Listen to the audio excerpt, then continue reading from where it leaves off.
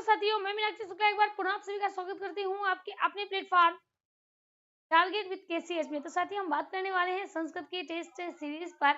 ऐसे तो हम लोग इस चैनल पर हिंदी पढ़ते थे, खैर कोई बात नहीं। आज हम बात करेंगे संस्कृत पर और संस्कृत के 20 प्रश्नों की श्रृंखला पर बात करेंगे। कई हमारे साथी लाइव भी आ चुके हैं, तो चलिए देखते हैं कौन कौन हमारा साथी जाग चुका है। रश्मि मलेशिया, नीतू, प्रतिमा, संचरवती, कुमार आशीष, अंजू वर्मा, आदित्य राजपूत, नीलेश, रूहानी, अर्पिता, छवि, पूनम सिंह, अंश, यदुवंशी। चलिए देखते हैं आज के प्रश्नों की। देखिए, आज थोड़ा प्रश्न को हम, वैसे भी आपने देखा होगा कि प्रश्न को थोड़ा स्पीड से लेकर चल रहे हैं। हाँ, टाइम आपका सेव कर रहे हैं, क्योंकि जो अगर आपको कुछ नया बताना होगा वो आपको आराम से बताएंगे और धीरे धीरे करके आपको कठिन से, ये सरल से कठिन की ओर ले गए ना, तो कठिन से सरल की ओर लेकर आएंगे। कहता है किरातार्जुनीयम का नायक कौन है। अब जैसे आपके सामने किरातार्जुनीयम आया, यहाँ पर आपको क्या बात याद आई। सबसे पहले कि जैसे आपने देखा किरातार्जुनीयम की बात कर रहा है, तो सबसे पहले किरातार्जुनीयम को लिखा किसने। पहला प्रश्न इसको साथियों भारवी ने लिखा है।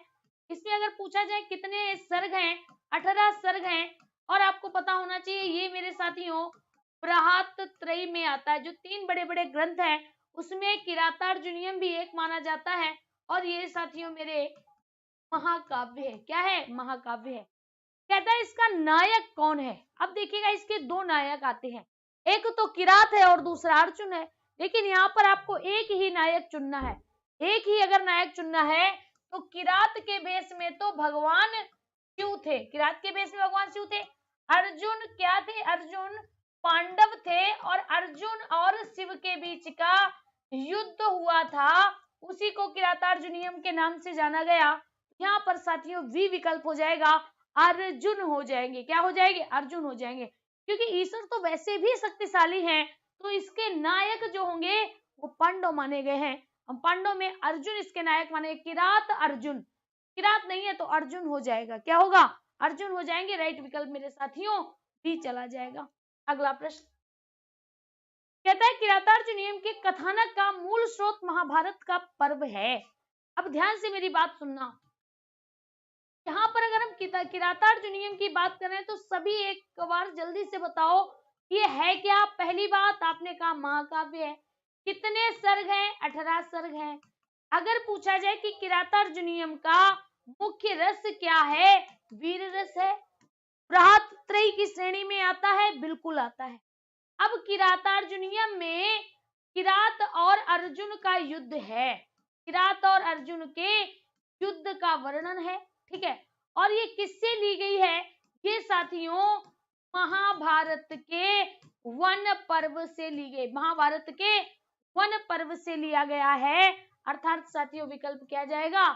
चला जाएगा, वन पर्व हो जाएगा। क्या हो जाएगा? सी चला जाएगा, वन पर्व हो जाना है। अगला प्रश्न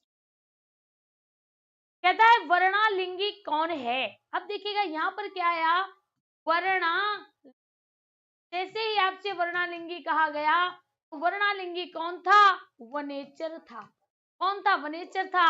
जो मेरे साथियों दुर्योधन के द्वारा जंगल में भेजा गया था, ये पता लगाने के लिए कि पांडव जंगल में क्या कर रहे हैं। पांडव जंगल में क्या कर रहे हैं? कहीं कोई साजिश तो नहीं रच रहे हैं, कहीं अपनी सेना तो नहीं बना रहे हैं, कहीं फिर से राज्य पर आक्रमण करने की कोशिश तो नहीं कर रहे हैं, कहीं मतलब कोई प्रयास उनका ऐसा तो नहीं है, अगर उन्होंने किसी राजा की शरण तो नहीं ले ली। यही पता लगाने के लिए दुर्योधन ने पांडवों के पास वनेचर को भेजा था, जो वर्णालिंगी था। जो वर्णालिंगी था ये ब्रह्मचारी के भेष में, याद रखना, ये ब्रह्मचारी के भेष में, ये ब्रह्मचारी के भेष में मिलने जाता है पांडव से। तो यहाँ पर आपका विकल्प क्या जाएगा? वर्णालिंगी कौन था? दुर्योधन था, युधिष्ठिर था, भीम था, वनेचर था। डी विकल्प आपका राइट हो जाएगा, वनेचर हो जाएगा। क्या हो जाएगा? वनेचर हो जाएगा। तो राइट विकल्प मेरे साथियों डी चला जाएगा, वनेचर इज द राइट विकल्प। वनेचर इज द राइट विकल्प। कहता है वनेचर ने युधिष्ठिर से कहां भेंट की थी। अब ध्यान से मेरी बात सुनना। अगर आपसे पूछा जाए वनेचर किसका पार्ट है, तो याद रखना किरातार्जुनीयम का एक अंश है, एक पात्र है, एक कलाकार है किरातार्जुनीयम का। कौन? वनेचर। कहता है वनेचर ने युधिष्ठिर से कहां भेंट की थी? तो साथियों वनेचर युधिष्ठिर से मिलने कहां गया होगा, आप बताइएगा। तो आपने ये कहा कि मैम पांडव तो जंगल में थे। पांडव कहाँ रह रहे थे? जंगल में, यानी वन में रह रहे थे। वो कौन सा वन था? द्वैत वन था कि नहीं था? इसीलिए देखो अभी हमने आपको बताया था कि महाभारत का वन पर्व से लिया गया, वन से। ठीक है, तो यहाँ पर आप क्या कहेंगे? यहाँ पर मेरे साथियों आप कहेंगे कि जो पांडव थे वो जंगल में गए थे, जंगल का नाम क्या था? द्वैतवन था। तो अगर वनेचर को मिलना होगा पांडव से, या पांडव में से किसी से मिलना होगा, युधिष्ठिर, भीम, अर्जुन, नकुल, सहदेव, तो उसको कहाँ जाना पड़ेगा? वन में ही तो जाना पड़ेगा, जंगल ही तो जाना पड़ेगा। क्यों? क्योंकि पांडव जंगल में निवास कर रहे थे। तो यहाँ पर आपका विकल्प क्या जाएगा? वन चला जाएगा। और कौन सा वन ऑप्शन में दिया है? द्वैत वन हो जाएगा। सी विकल्प आपका राइट हो जाएगा। सी विकल्प मेरे साथियों राइट हो जाएगा। कौन सा जंगल था? द्वैत वन था। कौन सा था? द्वैत वन था। तो विकल्प आपका मेरे साथियों सी राइट हो जाएगा। ठीक है, चलिए आगे बढ़ते हैं। अगला प्रश्न कहता है वनेचर किस भेष में गया था? आप देखिए, कहता है भिखारी के भेष में गया था, सेवक के भेष में गया था, ब्रह्मचारी के भेष में गया था, राजा के भेष में गया था। शी विकल्प आप कर दोगे। ब्रह्मचारी, पहले ही क्वेश्चन में इसके विषय में बताया था कि ब्रह्मचारी के भेष में वो मिलने जाता है। और जब जाता है तो उसकी मुलाकात सबसे पहले किससे होती है? युधिष्ठिर से होती है। और जैसे ही वो युधिष्ठिर को देखता है वैसे ही साथियों प्रणाम करता है। वैसे ही सबसे पहले उसने क्या किया? प्रणाम किया। और प्रणाम करने के बाद उसने आगे की बात कही। यहीं पर जो वनेचर होता है, यानी जो ब्रह्मचारी होता है, यहीं पर वो ब्रह्मचारी कहता है कि तपस्या के द्वारा ही इसको जीता जा सकता है, इस युद्ध को विजय प्राप्त की जा सकती है। विकल्प क्या हो जाएगा? ब्रह्मचारी हो जाएगा। ब्रह्मचारी वनेचर था। वनेचर ही वर्णालिंगी था। वनेचर ही वर्णा था। आई होप अब आपको बातें समझ में आ गई होंगी। अगला कहता है वनेचर दुर्योधन की बातचीत को सुनकर किसके पास जाता है? अब देखिए यहाँ पर क्या है, पहले वनेचर था, वनेचर को दुर्योधन ने भेजा था। बताया था ना कि दुर्योधन ने ये जानकारी लेने के लिए कि पांडव जंगल में क्या कर रहे हैं, कहीं कोई साजिश तो नहीं कर रहे, कहीं कोई खेल तो नहीं खेल रहे, कहीं कोई षड्यंत्र तो नहीं रच रहे, कहीं किसी राजा से तो नहीं मिल गए। ये पूरी की पूरी जानकारी प्राप्त करने के लिए दुर्योधन वनेचर को नियुक्त करता है और किसके पास भेजता है? पांडव के पास भेजता है। जब वो पांडव से मिलने जाते हैं तो सबसे पहले उनकी मुलाकात मेरे साथियों युधिष्ठिर से होती है। किसके पास होती है? युधिष्ठिर। क्यों? अब आपको पता है क्योंकि युधिष्ठिर सत्य बोलते थे। युधिष्ठिर सत्य बोलते थे, झूठ नहीं बोलते थे। तो अगर कोई साजिश भी रची जा रही होगी, अगर कोई ऐसी घटना भी घटने वाली होगी, तो धीरे धीरे युधिष्ठिर से सारी जानकारी वनेचर हासिल कर लेगा। यहाँ पर आपका विकल्प क्या जाएगा? युधिष्ठिर चला जाएगा। बी विकल्प आपका राइट हो जाएगा। बी विकल्प आपका राइट हो जाएगा। ठीक है, जब चीजों को आप सीखोगे, सीखना शुरू करोगे, चीजों को रटिएगा नहीं, क्योंकि रटोगे भूल जाओगे। सीखने की कोशिश करो, 100% सही करके। ठीक है, कि क्यों युधिष्ठिर से ही क्यों मिला, दूसरे से क्यों नहीं मिला, तो आप कर पाओगे। आगे बढ़ते हैं। कहता है युधिष्ठिर के पास आकर वनेचर ने सबसे पहले क्या किया? युद्ध किया। भाई युद्ध तो करने आया नहीं था, युद्ध किया भी नहीं था। समाचार दिया। समाचार क्यों देगा? क्योंकि वह खुद ही ब्रह्मचारी के भेष में था। जैसे आपके दरवाजे पे साधु संत आते हैं ना भिक्षा मांगने के लिए, वैसे ही ब्राह्मण के भेष में था, ब्रह्मचारी के भेष में था, भिक्षा मांग रहा था। भिक्षा मांग रहा था, भिक्षुक के भेष में था, यानी भिखारी नहीं था। एक भिखारी होता है, एक ब्रह्मचारी होता है। आपने देखा होगा आपके दरवाजे पर एक भिखारी भी मांगने आता है जो गंदे संदे कपड़े पहने होता है, जिसकी हालत बेहालत होती है, और एक साधु भी आता है जो भगवा भेष में आता है। दोनों में अंतर तो होता है ना। तो वैसे ही वो ब्रह्मचारी के भेष में आया था, भगवाधारी के भेष में आया था। और वो क्या करेगा? युद्ध तो करेगा नहीं, समाचार उसको देना नहीं है, सेवा करेगा नहीं, क्या करेगा? आते ही उसने प्रणाम किया। क्योंकि किसने भेजा था? दुर्योधन ने भेजा था। सिर्फ मांगना उद्देश्य नहीं था, उसके विषय में पूरी की पूरी जानकारी भी हासिल करनी थी। इसीलिए उसने क्या किया, सबसे पहले प्रणाम किया और प्रणाम करने के बाद आगे के समाचार पूछ रहा है। तो यहाँ पर आपका विकल्प क्या जाएगा, विकल्प मेरे साथियों चला जाएगा। आगे बढ़ते हैं, अगला क्वेश्चन। अब देखिए, अभी तक जो प्रीवियस वाले क्वेश्चन थे, जो पीछे के क्वेश्चन अभी हमने पढ़े थे, वो सारे के सारे किरातार्जुनीयम से थे, सारे के सारे किरातार्जुनीयम से थे। यहाँ पर क्या कहा गया, कहते रघु के वंश में रघु ने किस यज्ञ को संपन्न किया। अब देखिए, यानी यहाँ पर किसकी बात कर रहा है, रघु के वंश की बात कर रहा है। तो मेरे साथियों किससे लिया गया होगा, रघुवंशम से लिया गया होगा। रघु के वंश को सूर्य वंश या इक्ष्वाकु वंश कहा गया। क्या कहा गया, इक्ष्वाकु वंश कहा गया, या साथियों सूर्य के समान वंश कहा गया, सूर्य वंश कहा गया। इसमें राजा दिलीप का नाम आता है। राजा दिलीप ने और रानी सुदक्षिणा ने, रानी सुदक्षिणा की अगर हम बात करें तो साथियों इन्होंने क्या किया था, पुत्रेष्टि यज्ञ किया था। इन्होंने पुत्र को प्राप्त करने के लिए पुत्रेष्टि, सॉरी यहाँ पर थोड़ा बदल गया, देखो यहाँ पर राजा दिलीप और रानी सुदक्षिणा ने नंदिनी गाय की सेवा की थी, नंदिनी गाय की सेवा की थी। और उस गाय की सेवा से ही इनको ये वरदान प्राप्त हुआ था, वरदान प्राप्त हुआ था किसका, पुत्र प्राप्ति का, पुत्र प्राप्ति का वरदान प्राप्त हुआ था। जबकि अगर हम बात करें राजा रघु ने, राजा रघु की अगर हम बात करें तो राजा रघु ने पुत्रेष्टि यज्ञ की, क्या किया था, पुत्रेष्टि यज्ञ किया था। और इस यज्ञ के माध्यम के द्वारा ही इनको क्या प्राप्त हुई थी, पुत्र रत्न की प्राप्ति, पुत्र रत्न की प्राप्ति हुई थी। तो यहाँ पर आपका विकल्प क्या जाएगा, पुत्रेष्टि चला जाएगा। ए विकल्प आपका राइट हो जाएगा, ए विकल्प मेरे साथियों राइट हो जाएगा, पुत्रेष्टि यज्ञ हो जाएगा, पुत्रेष्टि यज्ञ हो जाएगा। अगला प्रश्न। अब देखिए, यहाँ की ये जो सूक्ति है ये आपको बेहद आसान लगने वाली है, आप आसानी से कर पाओगे। क्या कहता है, कहता है यत्नेन संरक्षेद, यत्नेन मतलब यत्न से, तृतीया विभक्ति का प्रयोग किया गया है। तो यत्नेन तृतीय विभक्ति में से बनता है ना, क्या कहोगे, यत्न से संरक्षेद।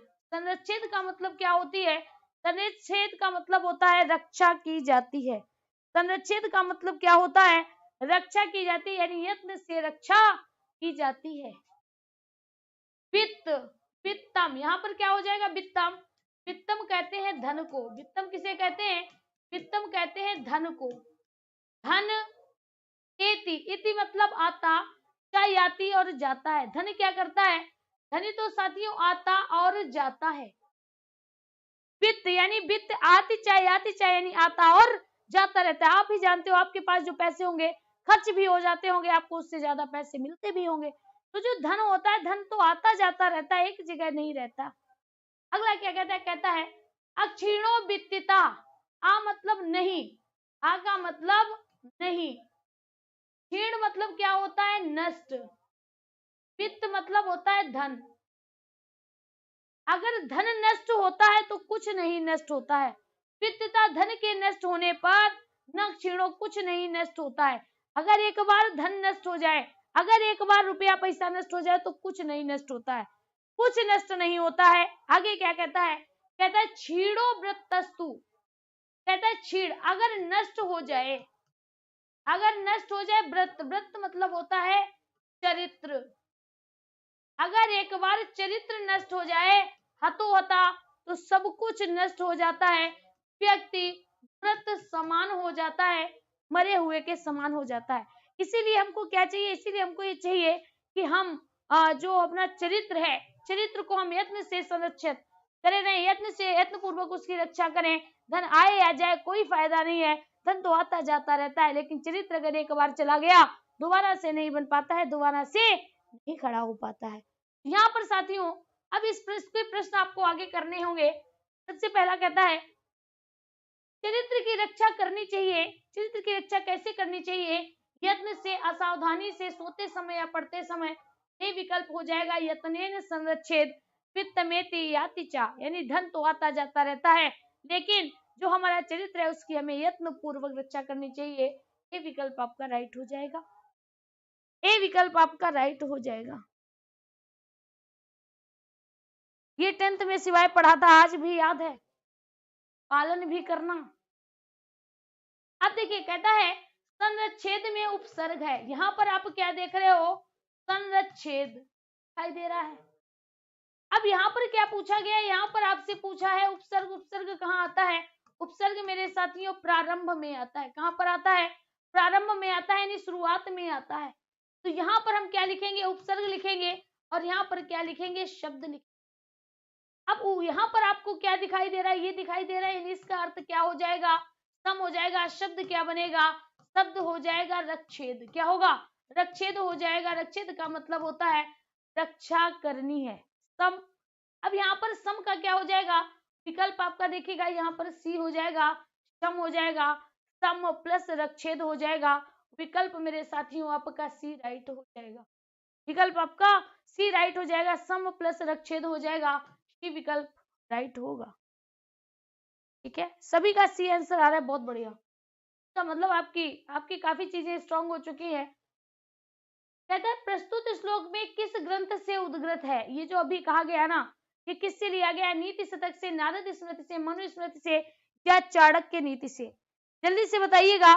प्रश्न जो आपसे पूछा गया है, वित्त मेति चा याति चा इतने संरच्छेद मेति चा याति चा, किससे लिया गया है, नीति, नारद, मनु या चाणक्य। तो याद रखना साथियों, ये नीति के श्लोक है। ये क्या है, नीति के श्लोक है, यानी आपको नीति बताई जा रही है। हाँ, नीति के श्लोक हैं जिनको क्या कहा, जो किसमें संरक्षित है, नीति शतक में संरक्षित। नीति शतक में 100 श्लोक हैं, नीति के 100 श्लोक हैं।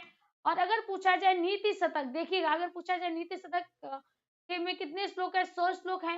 नीति शतक को लिखा किसने है, तो याद रखिएगा साथियों, भर्तहरि के द्वारा लिखा गया है। यहाँ पर आपका विकल्प क्या जाएगा, नीति शतक चला जाएगा, ए विकल्प हो जाना है।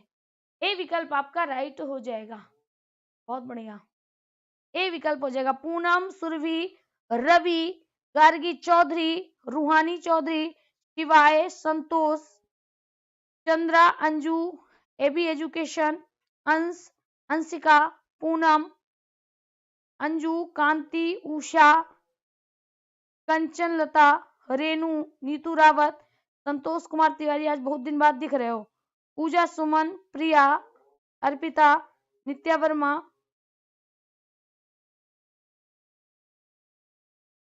नीता वर्मा जी केवीएस में कहाँ आता है बच्चा, ये केवीएस में कहाँ आता है। चलिए, तो यहाँ पर क्या हो जाएगा, विकल्प मेरे साथियों ए चला जाएगा, नीति शतक हो जाना है। क्या हो जाना है, नीति शतक हो जाएगा। राइट विकल्प आपका क्या हो जाएगा, राइट विकल्प ए हो जाना है। अगला प्रश्न कहता है हता में प्रयुक्त प्रत्यय। अब ध्यान से देखिएगा, सभी साथी हमारे बड़ा ध्यान से देखें। यहाँ पर क्या लिखा है, अक्ता, और यहाँ पर लिखा है अक्तवतु, है ना। तो अक्ता की अगर हम बात करें, देखिएगा, अगर अक्त की बात करें तो अक्त व्यतिका ता शेष रहता है। अब अक्त वतु, तो यहाँ पर ता तो रहेगा क्योंकि अक्त आया है। अब वतु जुड़ा है तो वतु में और क्या जुड़ जाएगा, वानवती वत जुड़ जाता है। क्लियर। अब यहाँ पर अक्ता में अगर यहाँ पर विसर्ग है, यहाँ पर आपको विसर्ग जोड़नी पड़ेंगी। अक्त्वा की बात करता है, अक्त्वा का क्या जुड़ता है, त्वा जुड़ता है। लेप का क्या जुड़ता है ना, जहां पर धातु होती है और धातु से पहले उपसर्ग जुड़ता है। क्या जुड़ता है, उपसर्ग जुड़ता है। अब यहाँ पर देखिएगा, आप क्या देख रहे हो, हता देख रहे हो। क्या देख रहे हो, हता देख रहे हो। तो एक बात बताओ, क्या पीछे या है, नहीं है, त्वा है, नहीं है, क्या ता प्लस वानवती वत है, नहीं है, ता है ना। याद रखिएगा, हरा प्लस अक्ता, अक्ता का क्या जुड़ा, ता जुड़ा, हता रह गया, तो विकल्प आपका क्या जाएगा, अक्ता चला जाएगा। ठीक है, याद रखिए अक्ता प्रत्यय से भूतकाल के शब्द बनते हैं, भूतकाल के शब्द बनते हैं, जो कि मेरे साथियों तीनों लिंगों में चलते हैं। तीनों लिंगों में चलते हैं, कैसे, देखिएगा, हता हो गया, ये वाला हता हो जाएगा और ये वाला हतम हो जाएगा। ये बात आप याद रखिएगा। तो यहाँ पर आपका विकल्प क्या जाएगा, ए चला जाएगा। ए विकल्प आपका राइट हो जाएगा। ठीक है, आगे बढ़ते हैं। अगला कहता है प्रस्तुत श्लोक में अव्यय पद है। जो भी श्लोक आया है, एक बात बताओ, उसमें चा दिया है बिल्कुल हता। हता का मतलब क्या होता है आपको याद रखना है, ये क्रिया है, अव्यय नहीं है। ज्ञाति भी क्या है, क्रिया है। और वित्तता क्या है, ये संज्ञा है कि नहीं है। तो यहाँ पर जो चा है, चा आपका समुच्चयवाचक है। क्या है, समुच्चयवाचक है। और अगर समुच्चयवाचक है तो अव्यय होगा। क्यों, क्योंकि देखिएगा साथियों, अव्यय किसे कहते हैं, इसमें परिवर्तन ना हो, इसमें परिवर्तन ना हो। अगर पूछा जाए इसके प्रकार कितने हैं, 4 हैं। सबसे पहले क्रिया विशेषण, दूसरा समुच्चयवाचक, समुच्चयवाचक, तीसरा संबंधवाचक, संबंधवाचक, और चौथा है विस्मय सूचक, विस्मय सूचक।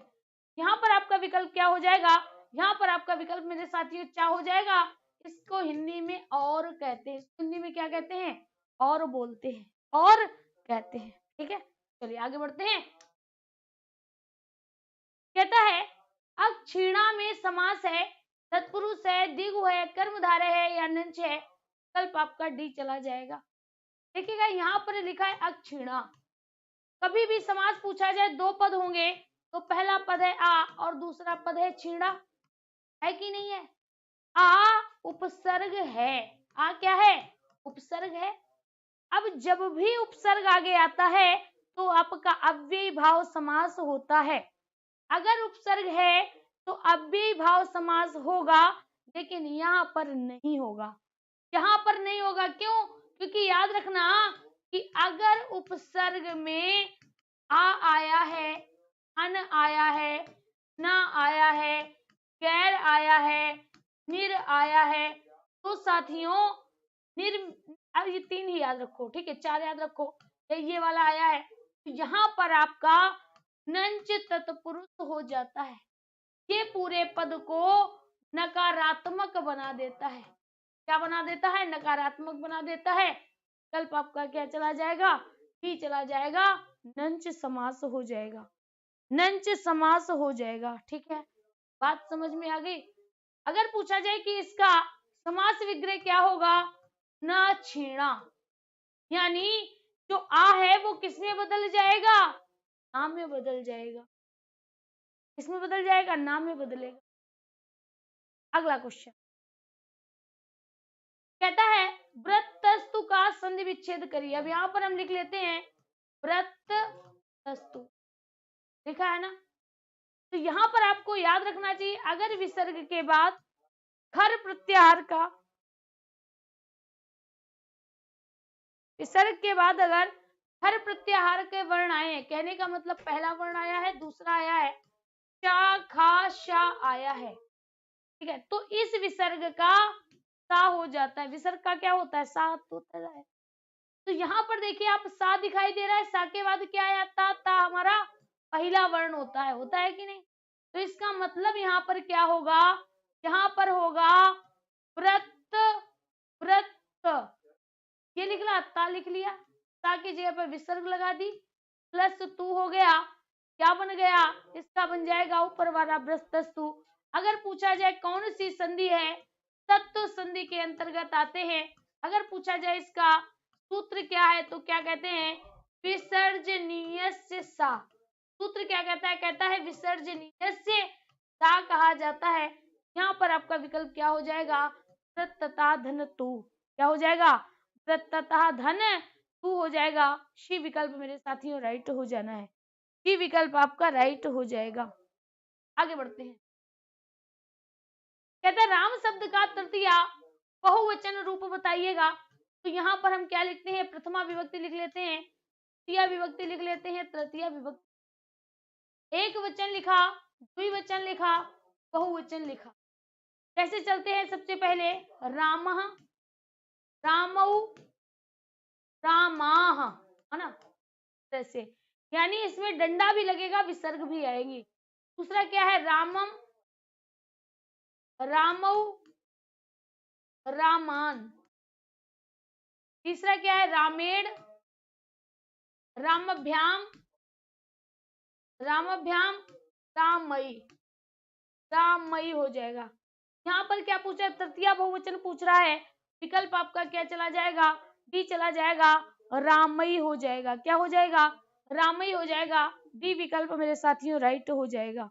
डी विकल्प आपका राइट होगा। अगला क्वेश्चन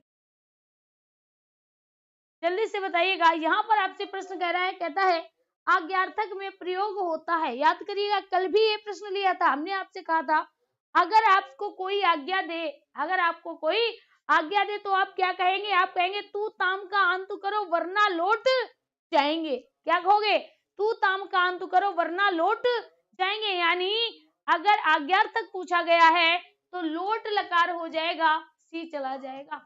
इसमें तू आएगा, ताम आएगा और अंतु आएगा। जैसे जैसे पठ लगा लो, पठ लगा लो, पठतु, पठताम, पठंतु।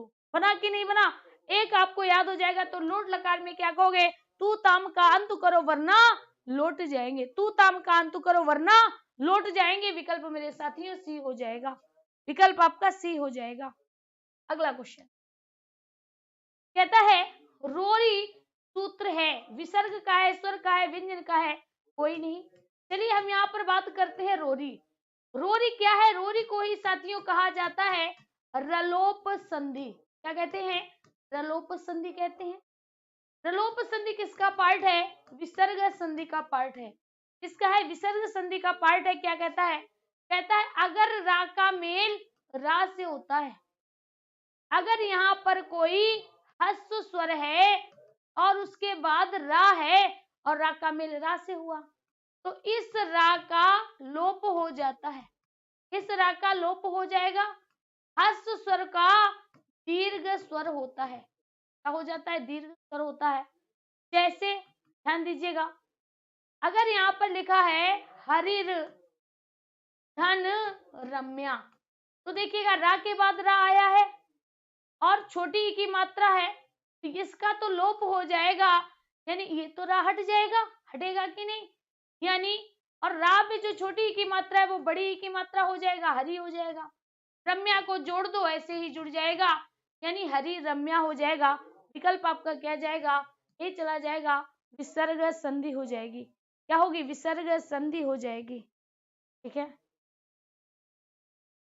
शिवाय ने देखो एकदम पूरा लिख लिया है, रामा रामो रामा रामम रामो रामा रामे रामभ्याम रामे रामाय राम भी। आधा गलत है भैया शिवाय, आपका टाइपिंग मिस्टेक हो रहा है साथी। कहते हैं नमस्ते का संधि विच्छेद बताइए। यहाँ पर फिर लिखा है नमस्ते, क्या लिखा है, नमस्ते लिखा है। देखिएगा वही आपका क्या कहता है, कहता है कि अगर सा है, देखिएगा अगर यहाँ पर क्या है, यहाँ पर विसर्ग है और विसर्ग का मेल अगर खर प्रत्याहार से हो रहा है, पहले से दूसरे से शाखा सा से हो रहा है, तो यहाँ पर विसर्ग का सा हो जाता है। क्या होता है, विसर्ग का सा होता है, इसी को तत्व संधि कहते हैं। सूत्र होता है विसर्जनीय से सा। यहाँ पर क्या हो जाएगा, यहाँ पर होगा नमः, नमः धन ते हो जाएगा, नमस्ते हो जाएगा। विकल्प आपका ए राइट होगा, विकल्प मेरे साथियों ए राइट हो जाएगा। नमः धनते नमस्ते हो जाएगा, नमः धनते क्या होगा, नमस्ते हो जाएगा। सत्व संधि होगी। अगर पूछा जाए सत्व संधि में कौन सी संधि होती है, तो ये साथियों विसर्ग संधि का पार्ट होता है, विसर्ग संधि का पार्ट होता है। आगे बढ़ते हैं, अगला क्वेश्चन ये देखिएगा, नवंबर 2018 में प्रश्न पूछा जा चुका है। 6 से लेकर 8 तक जो जूनियर की आपकी भर्ती होती है उसके पेपर में प्रश्न आया था। कहता है यद्यपि का संधि विच्छेद बताइए। अब देखिएगा यहाँ पर आपसे क्या पूछ रहा है, कहता है यद्यपि। ध्यान दीजिएगा, ये जो दिया है इसका मतलब क्या होता है, आधा दा या और इस तरह से। अब देखिए यहाँ पर या से पहले आधा वर्ण है, यानी या किस में बदल जाएगा, ई में बदल जाएगा। और या के साथ कौन सा स्वर है, आ है, यानी यहाँ पर बाद में होगा अपी, ता पे छोटी ई की मात्रा लग जाएगी, यदि हो जाएगा, यदि धन अपि हो जाएगा। क्या होगा मेरे साथियों? यदि धन अपि हो जाएगा, कौन सी संधि होगी? यड़ संधि हो जाएगी, जिसका सूत्र होता है इको यड़चि। क्या होता है? इको यड़चि हो जाएगी। विकल्प आपका क्या हो जाएगा? यदि धन आपी, आपी नहीं होगा, यदि धन अपि होगा। ये विकल्प आपका राइट हो जाएगा। ये विकल्प आपका राइट हो जाएगा। यदि धन अपि यद्यपि होगा, यदि धन अपि यद्यपि हो जाएगा। राइट विकल्प मेरे साथियों ए सही होगा। अगला प्रश्न कहता है दृश्य में तुमुन प्रत्यय के योग से क्या बनेगा? अब देखिएगा, हमने क्या कहा? दृश्य। अब यहाँ पर क्या जोड़ा गया? तुमुन। अब ध्यान से देखना, जब कहीं पर भी हम तुम जोड़ेंगे, क्या जोड़ेंगे? तुम जोड़ेंगे, तुमुन जोड़ेंगे तो तुम शेष रहता है। तुमुन का अर्थ होता है, देखिए हमेशा याद रखिए, तुम्हारे लिए। तुमुन प्रत्यय जब आए तो आपको क्या याद रखना है? तुम्हारे लिए, यानी तुमुन प्रत्यय का अर्थ क्या होता है? के लिए होता है। तुमुन का अर्थ हिंदी में क्या होता है? के लिए। जैसे पूछा जाए कि किस प्रत्यय के अर्थ में के लिए का बोध होता है, तो तुमुन प्रत्यय के अर्थ में के लिए का बोध होता है। तुमुन प्रत्यय के योग में के लिए का बोध होता है।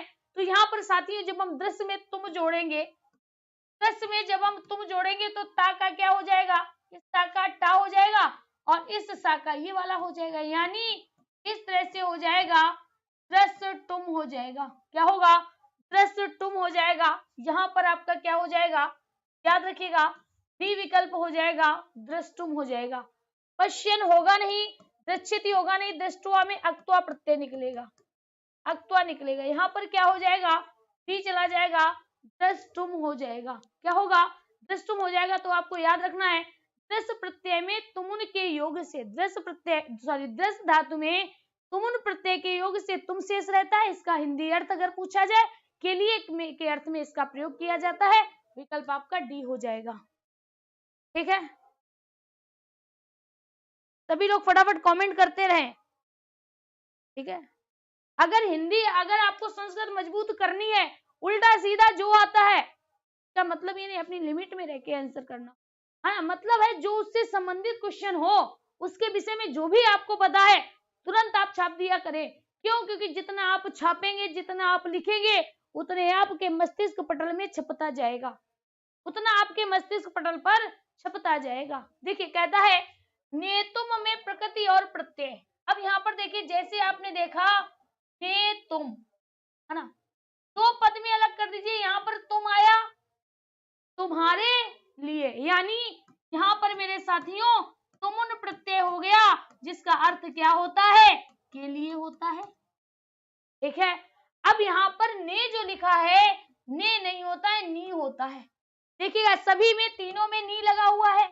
अगर अक्त्वा जोड़ोगे तो त्वा जुड़ेगा, अनियर जोड़ोगे तो अनिय जुड़ेगा, अगर तुमुन जोड़ोगे तो तुम जुड़ेगा, सत्र जोड़ोगे तो तीन जुड़ते हैं, अत भी जुड़ जाता है, अन भी जुड़ जाता है, और अंति भी जुड़ता है। लेकिन अगर पूछा जाए शेष क्या बचता है, तो शेष मेरे साथियों सदैव अत ही बचता है। शेष अत ही बचता है, लेकिन जुड़ता अन और अंति जाता है। ठीक है, आगे बढ़ते हैं। कहता है अच प्रत्याहार के अंतर्गत आने वाले वर्ण हैं। अब देखिएगा, आप बोलते हो जो वर्णमाला आती है, संस्कृत की वर्णमाला को हम क्या कहते हैं? संस्कृत की वर्णमाला को मेरे साथियों अल बोला जाता है। स्वर को हम क्या बोलते हैं? स्वर को अच बोलते हैं। और अगर पूछा जाए व्यंजन को क्या बोलते हैं, तो व्यंजन को मेरे साथियों हल बोला जाता है। बोलते हैं कि नहीं बोलते हैं? तो अब यहाँ पर पूछ रहा है अच। अच का मतलब क्या है? अच का मतलब है आ से लेकर चा तक। क्या आ से लेकर चा तक? यही तो कहेंगे।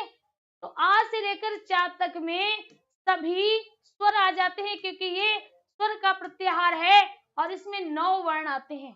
कौन कौन से? देखिएगा, पहला है आई उड़, ये नहीं आएगा। दूसरा क्या होगा? री रक, का नहीं आएगा, इति संज्ञा है। ए ओंग, इंज्ञा नहीं आएगा। चौथा है अए आओ त्य। ठीक है, तो आ ई उ 3 2 5 6 7 2 9, 9 देखिए कहां से कहां तक आ जाएगा, आ ई उ री ला ए ओ ऐ औ। डी विकल्प हो जाएगा। पूरे के पूरे मेरे साथियों 9 वर्ण आएंगे, पूरे के पूरे आपके 9 वर्ण आते हैं। ठीक है, चलिए आगे बढ़ते हैं। कहता है अभ्यांतर प्रयत्न कितने प्रकार का होता है। तो जैसे ही प्रयत्न होता है, याद रखिएगा प्रयत्न को कहते हैं प्रयास। प्रयत्नो द्विधा, क्या कहते हैं, प्रयत्नो द्विधा। अब द्विधा, प्रयत्नो द्विधा अभ्यांतरस्य अभ्यांतर बाह्यस्य, यानी प्रयत्न दो प्रकार के होते हैं, प्रयास दो प्रकार के होते हैं। सबसे पहले होता है आभ्यंतर और दूसरा होता है बाह्यस्य, यानी बाह्य। बाह्य के 11 प्रकार होते हैं, अभ्यंतर के 5 प्रकार होते हैं। कहते हैं आभ्यंतरो पंचधा। अभ्यंतर प्रयत्न 5 प्रकार का होता है। कौन कौन से होते हैं? सबसे पहले स्पष्ट होते हैं, जिसमें का से लेकर मां तक आते हैं। दूसरे साथियों ईशत स्पष्ट होता है, ईशत स्पष्ट होता है जिसमें 11 लावा आते हैं। तीसरा ईशत विवृत होता है, ईशत विवृत होता है जिसमें शाखा सहा आता है। फिर साथियों विवृत होता है जिसमें सभी स्वर आते हैं। और एट लास्ट आपका समृत आता है, समृत में आपका आ आता है, सिर्फ आ आता है, स्वर में सिर्फ आ आता है। समृत में विकल्प क्या होगा, बी चला जाएगा 5 आएगा, बी चला जाएगा 5 आ जाएगा। ठीक है, बी चला जाएगा 5 आएगा। आगे बढ़ते हैं। कहता है री एवं टा वर्ग का उच्चारण स्थान क्या है। री एवं टा वर्ग का उच्चारण स्थान क्या है। तो साथियों एक सूत्र होता है, क्या होता है, कहता है री टू र हाणाम मूर्धा, हाणाम, ये सूत्र होता है। अच्छा, इस सूत्र का मतलब क्या है। सूत्र का मतलब है री में टू का मतलब है टा वर्ग, टा ठा डा ठा अड़ा। फिर साथियों रा में और खा में, इन सभी का उच्चारण स्थान सदैव मूर्धा रहता है। सदैव क्या रहता है, मूर्धा रहता है। यहाँ पर आपका विकल्प क्या जाएगा, चला जाएगा। एक तो ये है, ये से भी याद कर सकते हो, या देखिएगा कहता है आ ई री रा, ये तो याद होगा ना। दूसरा कू टू टू टू टू, है ना, के टी एम डी ओ। देखिए पकड़ लीजिए, री टू, री और टू पूछा गया है, क्या हो जाएगा, मूर्धा हो जाएगा। आकू कंठ हो जाएगा, कीचू तालु हो जाएगा, रतु दंत हो जाएगा, उपू ओष्ठ हो जाएगा। यहाँ पर आपका विकल्प मूर्धा चला जाएगा। क्या जाएगा मेरे साथियों, मूर्धा चला जाएगा। बी विकल्प आपका राइट होगा, बी विकल्प आपका राइट हो जाएगा। जो हमारा साथी चैनल पे अगर नया वॉच कर रहा है, अगर इस चैनल से आप जुड़े हैं तो इसको भी आप सब्सक्राइब कर लें, क्योंकि यहाँ पर आपको कई क्लासें मिलेगी। आपको रीजनिंग की मिलेगी, कंप्यूटर की मिलेगी, है ना। अभी तो संस्कृत की मिल रही है, लेकिन आगे चलकर हिंदी की मिलेगी। तो भाई जल्दी से इस चैनल को भी आप सब्सक्राइब कर लें। आगे बढ़ते हैं।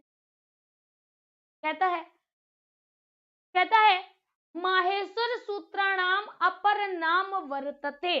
अब देखिए इसका अर्थ निकालिए। माहेश्वर मतलब माहेश्वर, सूत्राणाम का अर्थ होता है सूत्र का, माहेश्वर सूत्रों का, माहेश्वर सूत्राणाम मतलब माहेश्वर सूत्र का।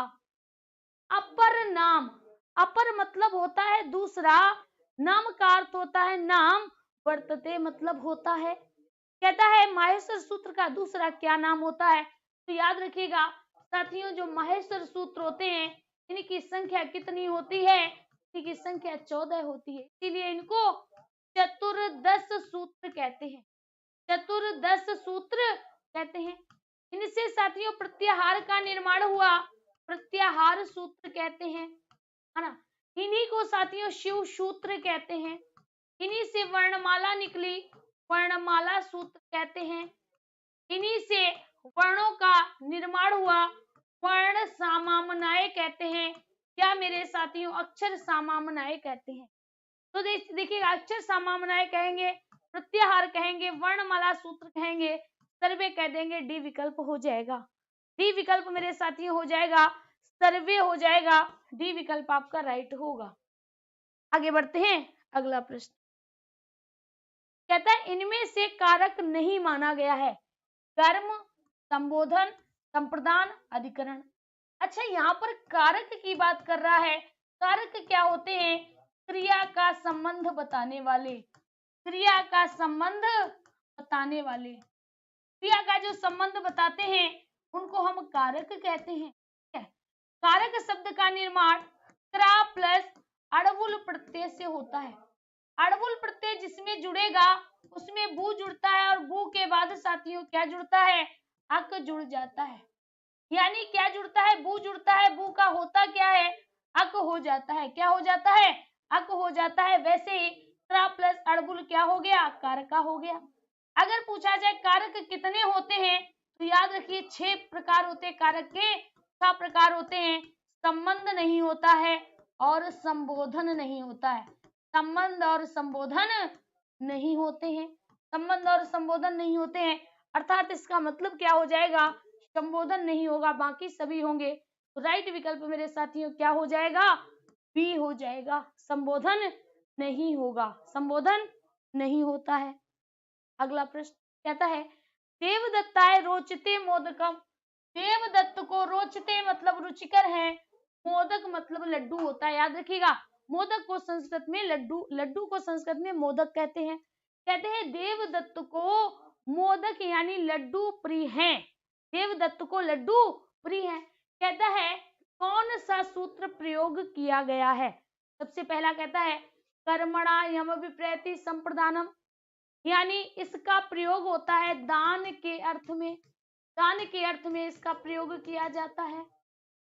दूसरा कहता है रुचिर्थानाम प्रियमाणा, यानी रुचि और प्रिय के अर्थ में, रुचि और प्रिय के अर्थ में रुचिर्थानाम प्रियमाणा होता है। क्रोध, द्रोह, ईर्ष्या, असूय के अर्थ में क्रोध, द्रोह, ईर्ष्या और असू के योग में क्या होता है? ये वाला सूत्र लगता है। और चतुर्थी में संप्रदान होता है। विकल्प क्या जाएगा? बी चला जाएगा। रुचि अर्थानाम प्रियमाणा, रुचि और प्रिय के योग में रुचि अर्थानाम प्रियमाणा हो जाएगा। इस सूत्र से मेरे साथियों चतुर्थी विभक्ति हो जाएगी, चतुर्थी विभक्ति हो जाएगी। ठीक है, अगला प्रश्न कहता है अध्यास्ते में उपसर्ग। क्या कह रहा है कि अध्यास्ते में उपसर्ग बताइए। उपसर्ग कहाँ जुड़ते हैं? उपसर्ग जुड़ते हैं प्रारंभ में। कहाँ जुड़ते हैं? प्रारंभ में जुड़ते हैं। यहाँ पर या है, या से पहले धा आया है, यानी या को हम ई में कन्वर्ट करेंगे। इसके बाद क्या है? आ दिया है, यानी एक तरफ तो आस्ते निकलेगा, आस्ते का अर्थ नहीं होता है तो अस्ते हो जाएगा। ठीक है, हा में छोटी ई की मात्रा हो जाएगी यानी धी हो जाएगा। तो उपसर्ग हमेशा प्रारंभ में आता है, आदि उपसर्ग हो जाएगा, अस्ते शब्द हो जाएगा। विकल्प आपका बी जाएगा। विकल्प मेरे साथियों बी हो जाएगा। आदि धन अस्ते अध्यास्ते हो जाएगा। आदि धन अस्ते क्या हो जाएगा? अध्यास्ते हो जाएगा। तो राइट विकल्प मेरे साथियों बी हो जाएगा। राइट विकल्प आपका बी हो जाएगा। अच्छा, अगर पूछा जाए कि उपसर्ग कितने होते हैं तो याद रखिएगा द्वयविंशति। द्वयविंशति का मतलब क्या होता है? 22 होता है। उपसर्ग संज्ञा का सूत्र क्या होता है? प्रादया। प्रादया मतलब प्रादि यानी आरंभ में, उपसर्गा क्रिया योगे। प्रादया उपसर्गा क्रिया योगे किसका सूत्र है? तो आप क्या कहेंगे? उपसर्ग का है। किसका है? उपसर्ग है। नवनीत मिश्रा जी आगे के क्वेश्चन देखिएगा, साहित्य से ही आज करवाए हैं। 8 क्वेश्चन साहित्य से करवाए हैं, चेक कर लीजिएगा। ठीक है, आगे वाले क्वेश्चन को आप चेक कर लीजिएगा। आगे बढ़ते हैं। अगला क्वेश्चन कहता है नी धातु में आ उपसर्ग जोड़ने से। अब देखिए उपसर्ग हमेशा कहाँ जोड़ते हैं? उपसर्ग हमेशा आगे यानी प्रादि में जोड़ते हैं। कहाँ जोड़ते हैं? प्रादि यानी प्रारंभ में। कौन सा उपसर्ग जुड़वा रहा है? आ। याद रखिएगा, आ कोई उपसर्ग नहीं होता है, उपसर्ग तो अंग होता है, लेकिन अंग से हम आ जोड़ते हैं। ठीक है, कहता है कौन सा शब्द बनेगा और किसमें जुड़वा रहा है? नी। नी में जब जुड़वाएगा तो नी के रूप चलते हैं नए से। किससे चलते हैं? नए से। तो आ नए हो जाएगा। क्या होगा? आने हो जाएगा। देखते हैं, अनुनय में तो अनु है, आने यही होगा। अपनय हो जाएगा, अभिनय हो जाएगा। विकल्प साथियों सी हो जाएगा। विकल्प आपका सी हो जाएगा। क्या कहोगे? आनयति हो जाएगा। आनयति हो जाएगा। आनयति का मतलब होता है ले जाना। आनयति का मतलब हो जाएगा ले जाना।